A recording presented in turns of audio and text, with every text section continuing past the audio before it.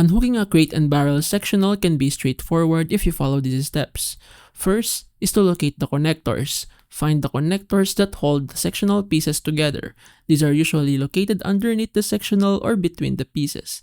Second is to lift the sectional pieces. Carefully lift one of the sectional pieces to access the connectors. You may need a second person to help lift and hold the pieces.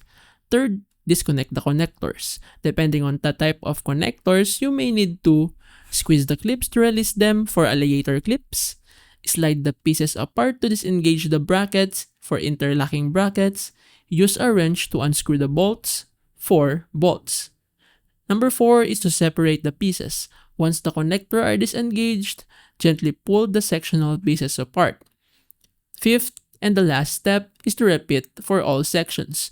Repeat the process for all the sectional pieces until they are completely unhooked. So that's basically it.